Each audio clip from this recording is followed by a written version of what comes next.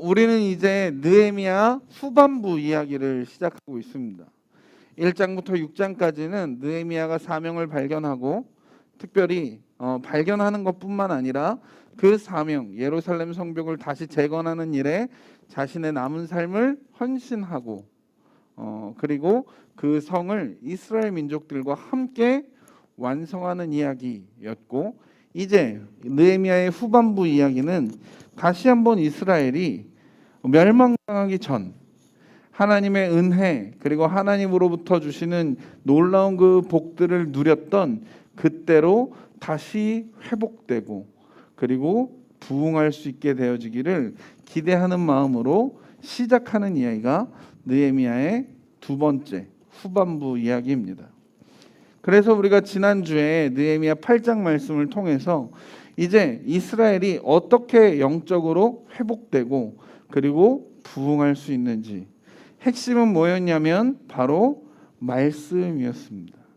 어떻게 했죠? 이스라엘 민족이 학자 에스라를 통해서 모세의 율법책을 가져오기를 청했고, 그리고 학자 에스라가 낭독해주는 그 말씀에 이스라엘 민족이 귀 기울이기 시작했고, 또 말씀을 듣는 데서 멈추는 것이 아니라 학자 에스라가 그 말씀을 풀어주기 시작할 때에 모든 이스라엘 민족이 그 말씀을 깨닫기 시작했죠. 그리고 자신들이 그동안 지키지 못했던 그 말씀들을 하나둘씩 지켜나가기 시작했습니다. 그래서 느헤미야 8장 마지막 부분에는 이스라엘이 율법책에 정해져 있는 절기인 초막절을 지키는 모습이 기록되어 있어요. 그래서 우리가 지난주에 함께 나눴던 게 뭐였냐면 기억하시죠? 말씀의 5손가락입니다. 자, 여러분 한번 손을 좀 들어볼까요? 우리 한번 복습해 봅시다. 네. 자, 여러분 손 다 있죠? 네. 드럼도 쳤는데 손도 있고. 네. 한번 해봅시다. 자, 첫 번째는 뭐였죠? 듣기. 그래요. 시력이 좋고. 듣기. 두 번째는 읽기. 세 번째는 공부하기. 네 번째는 암송하기. 다섯 번째는 묵상하기. 쉬워요. 말씀을 가장 쉽게 접근할 수 있는 그 순서예요. 처음에 가장 쉬운 건 뭐냐면 말씀을 듣는 거예요. 지금 여러분들이 앉아 있는 것처럼 말씀을 듣는 겁니다. 그 다음에 그거 듣는 것보다 좀 더 적극적인 건 말씀을 읽는 거예요. 여러분들이 지금 여기까지 하고 있는 거예요. 그 다음에 읽는 것보다 좀 더 적극적인 건 말씀을 연구하고 공부하는 거예요. 그리고 말씀을 암송하고 말씀을 묵상하는 겁니다. 이게 말씀의 5손가락이에요. 이렇게 5가지 방법으로 우리가 말씀을 가까이 하고 말씀을 대하기 시작하면 말씀이 우리 가운데 함께 하시고 말씀이 우리의 삶에 역사하시기 시작합니다. 이스라엘 민족이 이 일을 한 거예요. 말씀을 듣고 깨닫고 지키고. 그러면 느헤미야 8장에서 그 이야기가 나왔다면 이제 느헤미야 9장에서는 어떤 이야기가 나올까요? 바로 그 말씀이 어떻게 이스라엘 민족 가운데 그 사람들 안에 그 마음 안에 어떻게 역사하시는지, 하나님의 말씀이 과연 어떠한 역사들로 이스라엘에게 나타나시는지 우리가 볼 수 있는 겁니다. 그게 느헤미야 9장 말씀이고 느헤미야 10장 말씀이고 그 이후의 말씀이에요. 그래서 오늘 느헤미야 9장에서 과연 그 말씀이 어떤 역사로 나타나는지 우리 함께 살펴보십시다. 오늘 본문 1절 말씀을 보면 그달 29날에 이스라엘 자손이 다 모여 금식하며 굵은 베옷을 입고 티끌을 무릅 썼다라고 이야기해요. 자, 여기 고등학생들 많으니까 자, 본문에서 가장 그 핵심이 될 만한 동사 3개를 찾아봅시다. 동사 3개. 모여. 또 모여. 그렇죠? 첫 번째, 이스라엘 민족이 다 같이 했던 건, 모이는 건 우리 8장에서도 계속 모여 있는 상태였으니까 첫 번째는 뭘 했대요? 금식하며예요. 금식하며. 첫 번째는 금식합니다. 이스라엘 민족이 말씀을 듣고 그리고 자신들이 그 말씀을 깨닫고 지키지 못한 것들을 지켜나가면서 했던 게 뭐였냐면 금식하기 시작해요. 그리고 금식할 뿐만 아니라 그 다음에 뭘 하냐면 굵은 배 옷을 입어요. 자신들이 입었던 그런 일상의 옷들을 벗고 배 옷을 입는 거예요. 이건 뭘까요? 일상의 옷은 이쪽은 왜 다 이렇게 블랙톤이지? 화려하지? 이쪽을 보면 색깔이 다양하죠. 이렇게 하얀색도 있고 노란색도 있고 저기 네온도 있고 빨간색도 있고 그 화려한 옷들을 벗는 거예요. 그리고 굵은 배옷. 어쩌면 이건 굉장히 거친 옷이고 불편한 옷이고 화려하지 않은 옷입니다. 그 옷을 입는 거예요. 그리고 뭐 하냐면 티끌을 무릅쓰는 겁니다. 머리에 재를 뿌리는 거예요. 이것은 이스라엘 민족이 한 가지 목적을 가졌을 때 하는 행동들입니다. 금식하고 굵은 베옷을 입고 티끌을 무릅쓰는 일입니다. 그게 무슨 일인지 본문 2절에 기록되어 있어요. 본문 2절 말씀을 보면 모든 이방 사람들과 절교하고 서서 자기의 죄와 조상들의 허물을 자복했다라고 이야기합니다. 느헤미야 8장에서부터 이스라엘이 다시 모세의 율법책을 학자 에스라를 통해 듣고 깨닫고 그동안 자신들이 지키지 못했던 것, 순종하지 못했던 그 말씀들을 순종하기 시작하면서 이스라엘에게 그 말씀이 어떻게 그 다음 역사로 나타나냐면 이스라엘의 회개운동이 일어나기 시작해요. 지난주에 우리가 함께 나눴던 것처럼 말씀이 다시 그들에게 기준이 되기 시작하자 말씀에 못 미쳤던 것들이 보이기 시작하고 말씀을 벗어났던 것들이 보이기 시작하고 결국은 그들이 다시 한번 말씀으로 자신의 삶을 돌이키는 일이 일어나기 시작하는 겁니다. 그래서 그들이 어떻게 하냐면 금식하고 굵은 베옷을 입고 그리고 티끌을 뒤집어 쓰는 겁니다. 그래서 이스라엘 안에 회개운동이 일어나요. 여러분한테 한번 질문 드려볼까요? 여러분 회개기도 하면 어떤 느낌이 제일 먼저 떠오르세요? 어떤 이미지가 제일 먼저 떠오르세요?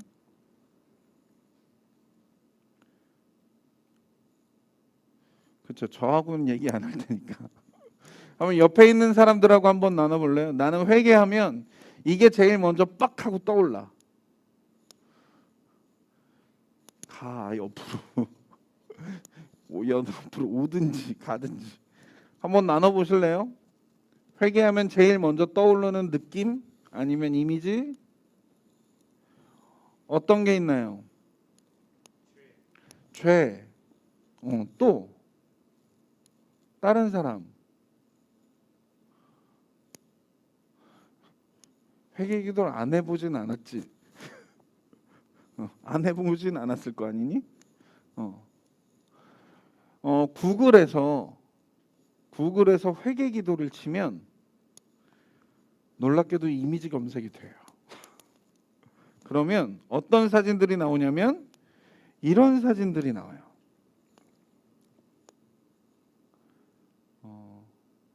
구글도 인정해요. 회개 기도가 어떤 이미지인지, 어떤 느낌인지. 이 두 사진의 공통적인 것은 뭐냐면 이렇게 안타까워하는 표정이죠. 그리고 눈물이 흘러요. 그래서 우리가 회개하면 빠질 수 없는 것 중에 하나가 눈물이라고 이야기해요. 뭔가 잘못하고 미안하고 저기 하니까 기도하면 눈물이 나는 게 어쩌면 당연합니다. 그 잘못됐다고 이야기하는 건 아니에요. 그런데 오늘 좀 살펴보고 싶은 건 회개는 우는 거냐라는 거예요. 회개는 뭘까요? 우는 거야? 한창 막 울면 정서가 막 풀리면서 일종의 카타르시스를 느끼면서 마음이 후련해지면 회개가 다 된 건가요? 그렇지 않아요. 오늘 우리가 느헤미야 9장 말씀, 이스라엘 민족이 말씀을 읽고 이제 그들 안에 회개 운동이 일어나는 것을 보면서 우리가 사실 말씀은 2절까지밖에 안 읽었지만 오늘 느헤미야 9장 전체 말씀을 읽어보면 거기에 백성이 울었다? 그런 이야기 없습니다. 적어도 느헤미야 9장에서 말하는 회개는 눈물은 아닙니다. 우는 것이 회개라고 말하지 않아요. 그러면 오늘 느헤미야 9장에서 이야기하는 그리고 우리에게 가르쳐주는 회개는 어떤 것인지 이스라엘의 회개의 기도를 한번 살펴보도록 합시다. 이스라엘의 회개의 기도는 우리가 읽지는 않았지만 7절부터 거의 마지막까지 기록이 되어 있어요. 7절부터 그 내용을 좀 살펴보면 첫 번째는 아브라함을 부르세요. 어디에서 부르냐면 갈대아우르에서 부르세요. 그리고 그를 이끌어내시고 아브라함이라는 새로운 이름을 주세요. 그리고 그 아브라함에게 약속의 땅으로 가나안 땅을 약속하셨어요. 이게 이스라엘의 첫 번째 기도예요. 그 다음 기도는 뭐냐면 애굽에서 고난받았던 것을 이야기해요. 그리고 하나님이 우리를 감찰하시고 우리의 기도를 들어주셨죠 라고 이야기해요.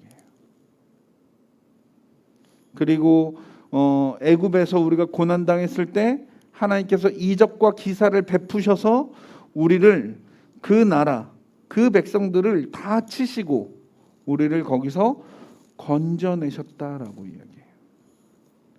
또 나오면서 뭘 만나죠? 홍해를 만났을 때 바다를 갈라지게 하셔서 물이 육지가 되게 하사 우리를 건너가게 하시고 우리가 건너갈 뿐만 아니라 뒤따라오던 모든 대적들은 그 물로 치셨다라고 고백합니다.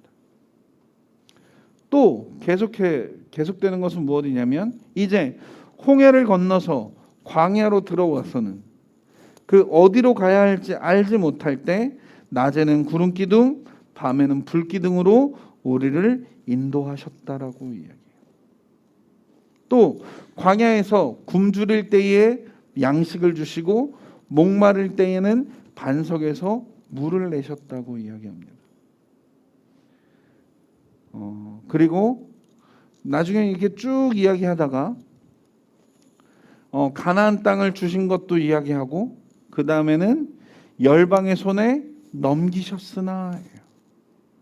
이건 무슨 이야기냐면 북이스라엘은 아수르에게 망하고 남유다는 바벨론에게 망한 겁니다. 이방 나라의 손에, 이방 열국의 손에 자신들의 나라가 넘겨졌으나 아주 멸하지는 아니하셨다라고 얘기해요. 무슨 이야기인가요? 우리가 여전히 생명을 보존하였고 그리고 우리가 이제는 그 땅에서 하나님이 약속하셨던 그 땅에서 우리가 다시 돌아와서 성벽을 짓고 다시 주의 말씀을 듣게 하셨다라고 얘기해요. 이게 이스라엘 민족이 드렸던 느헤미야 9장에서의 회개의 기도의 내용입니다. 물론 여기에서 그런데라고 얘기해요. 그런데 우리가 하나님을 제대로 못 섬겼습니다. 그런데 우리가 주의 율법을 따르지 않았습니다. 그런데 우리가 주의 얼굴을 구하지 않았습니다.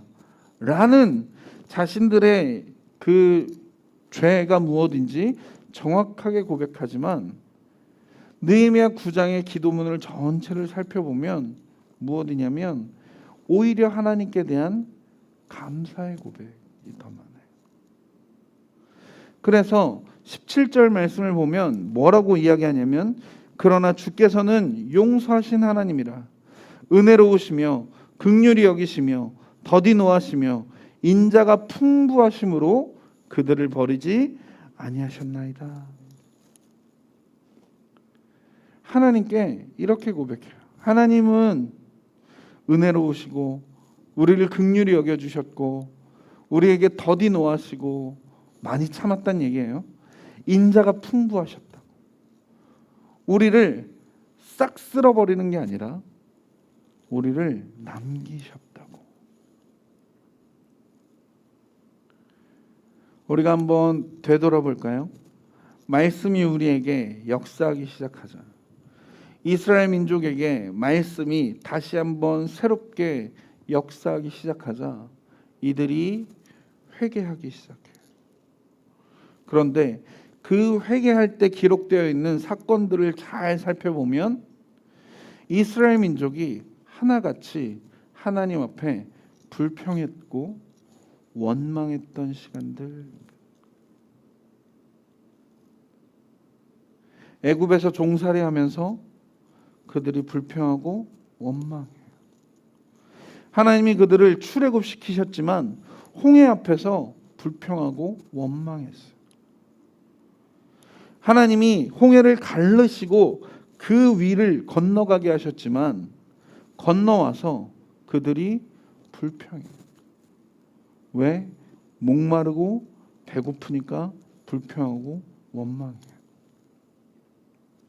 광야에 있는 내내 그 광야 40년 동안 이스라엘 민족에게 있는 것은 불평이고 원망입니다. 하나님이 약속의 땅 가나안을 주셨지만 가나안으로 들어가서 여리고에 사는 그 성의 거민들을 처음 봤을 때 우린 메뚜기잖아. 그들 안에 있었던 건 불평이고 원망입니다. 가나안 땅에 들어가서 그 땅을 정복하고 그 땅에 살았지만 그 이후에도 왜 우리는 다른 나라처럼 왕이 없나요? 불평하고 원망해요. 이스라엘 민족이 하나님 앞에 드렸던 건 불평이고 원망입니다. 그런데 이스라엘 민족에게 하나님의 말씀이 역사하기 시작하죠. 그 불평과 원망의 순간이 어떻게 되냐면 이제는 감사로 돌이켜지기 시작해요. 찬송으로 돌이켜지기 시작하는 겁니다. 그래서 오늘 느헤미야 9장에서 우리에게 가르쳐주고 계시는 정말 회개가 뭐냐면 불평과 원망에서 감사와 찬송으로 돌이키는 일입니다. 회개는 우는 게 아니에요. 회개는 후회하는 것이 아닌 겁니다. 그리고 회개는 단지 죄를 고백하는 걸로 끝나는 게 아닌 겁니다. 오늘 느헤미야 9장에서 이스라엘 민족이 보여주고 있는 회개는 무엇이냐면 내가 불평하고 원망했던 그 시간들, 환경은 달라진 건 없어요. 상황은 달라진 건 없습니다. 이스라엘 민족이 애굽에서 종살이했던 그 시간을 돌이킬 수는 없어요.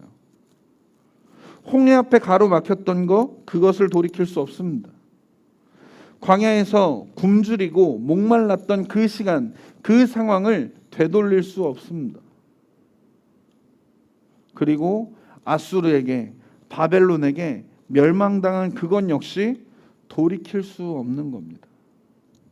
그런데 그 사건들마다 이스라엘이 선택한 건 뭐였냐면 원망이고 불평이었어요.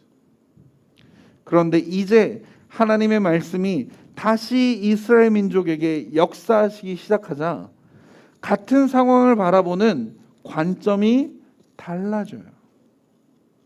뭘로 보이나요? 이제 하나님이 베푸신 은혜가 보이기 시작해요.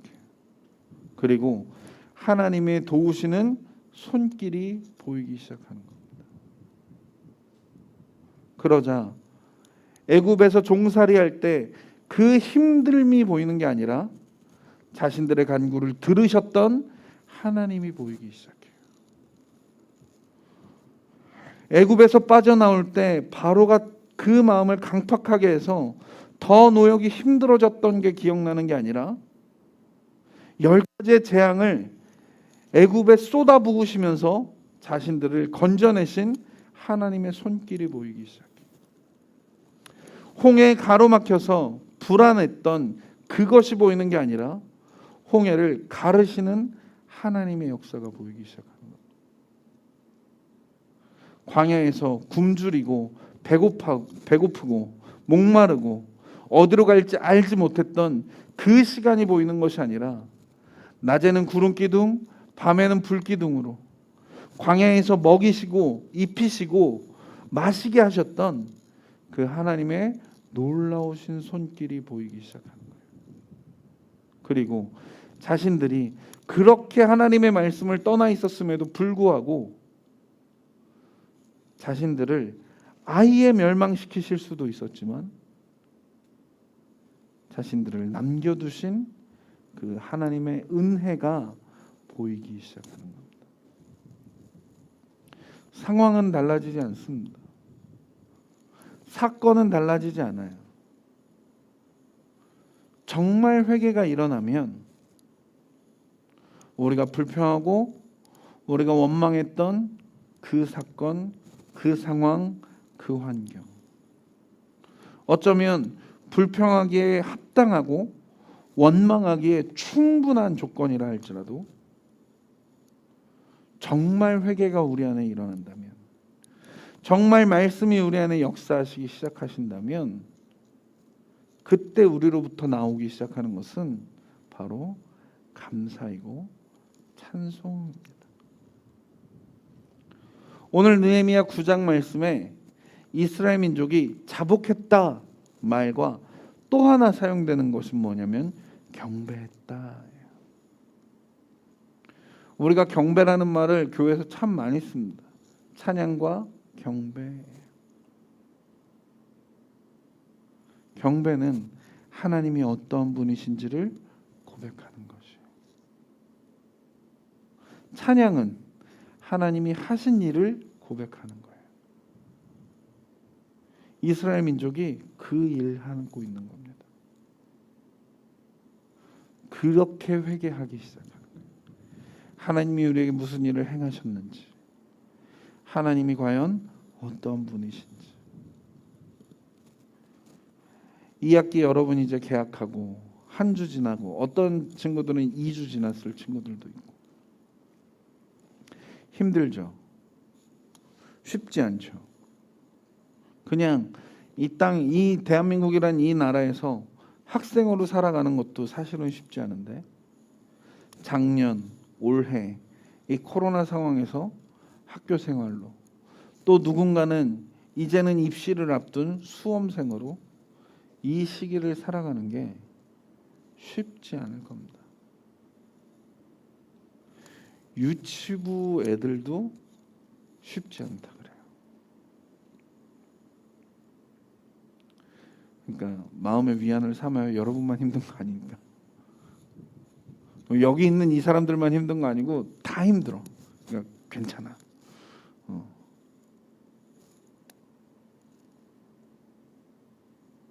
그렇다고 지금이 불평하기에 딱 좋은 때는 아닌 거예요. 원망해도 되는 때는 아닌 겁니다. 말씀이 우리 안에 역사하시기 시작하면, 우리의 삶이, 우리의 마음이 말씀에 붙잡힌 바 되면 우리는 이때 하나님이 행하신 일이 무엇인지 볼 수 있어요. 이때 하나님이 어떠한 분이신지 우리는 깨달을 수 있습니다. 그래서 매일매일 그리고 모든 순간순간마다 그 하나님의 은혜를 발견하며 감사와 찬송이 우리 입술에 흘러나오게 될 줄 믿습니다. 그래서 여러분에게 축복하고 또 여러분의 삶에 도전하고 싶은 것은 이번 한 주 매일매일 적어도 하루에 한 가지 이상 여러분이 감사할 수 있는 것이 깨달아지기를 바랍니다. 그리고 그 감사가 여러분에게 고백되어지기를. 아침마다, 점심때마다, 저녁때마다, 학교를 갈 때나 학교에서 있을 때나 또 학교를 나올 때 그 위에 어딜 가든지 우리를 돌보시고 우리를 인도하시는 하나님의 그 크신 은혜와 사랑과 손길이 우리 안에 경험되어지는 저 여러분 되기를 소망합니다. 아멘. 우리 주변에 있는 친구들 3명 이상과 함께 이렇게 좀 고백할까요? 감사합시다. 이렇게 좀 고백하겠습니다. 감사합시다. 감사합시다. 감사합시다. 예전에 그 SNS 챌린지, 감사 챌린지 했던 게 기억이 났어요. 그래서 우리가 뭐 이렇게 챌린지를 할 수 있다면 더 좋겠지만 정말 감사하다면 우리 청소년부 단톡방에 난 오늘 이게 감사했다 한 번씩 올려보는 것도 좋을 것 같습니다. 저도 해보겠습니다. 우리 지난번 감정일기 썼던 것처럼 여러분 그렇게 매일매일 감사하는 저 여러분 되기를 소망합니다. 기도하겠습니다.